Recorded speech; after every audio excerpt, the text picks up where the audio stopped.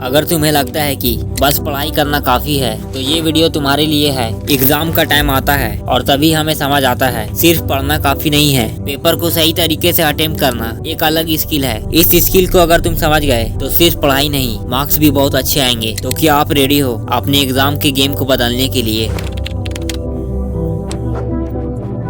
आज की इस वीडियो में हम बात करने वाले हैं एग्जामिनेशन में अपने पेपर को अटेम्प्ट कैसे करें। और ये एक बड़ा टॉपिक है स्टूडेंट लोगों के लिए, क्योंकि मेरा मानना है कहीं ना कहीं पेपर को अटेम्प्ट करना इम्पोर्टेंट रोल रखता है हमारे परसेंटेज को इंक्रीज करने में और डिक्रीज करने में। तो चलो वीडियो को स्टार्ट करते हैं।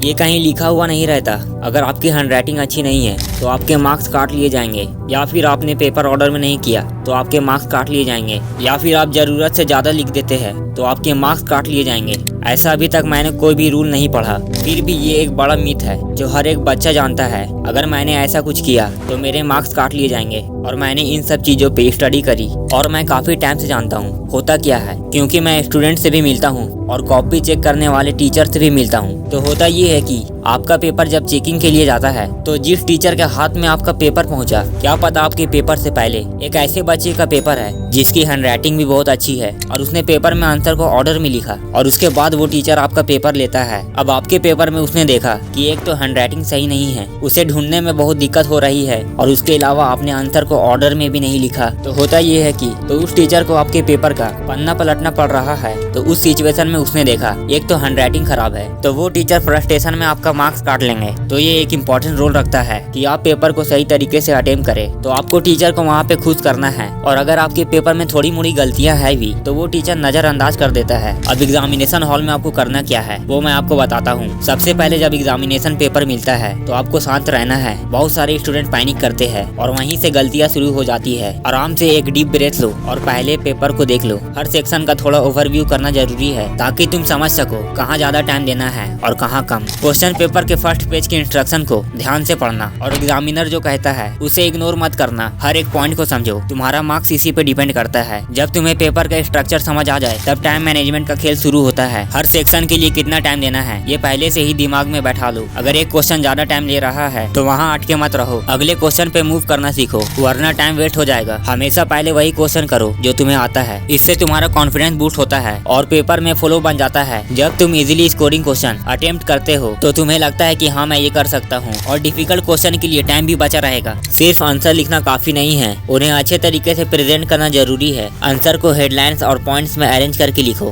ताकि एग्जामिनर के लिए समझना इजी हो जाए। जब पेपर को अटेम्प्ट कर लो तो लास्ट के 5 से 10 मिनट हमेशा पेपर को चेक करने के लिए रखो। गलतियां तो सब करते हैं, लेकिन तुम्हारे पास एक मौका होगा उसे सुधारने का। स्पेलिंग मिस्टेक, ग्रामर, कैलकुलेशन ये सब चेक करो। लास्ट मिनट में ये चेक करना मार्क्स को और भी इम्प्रूव कर देता है। मिलते हैं नेक्स्ट वीडियो में। Thank you.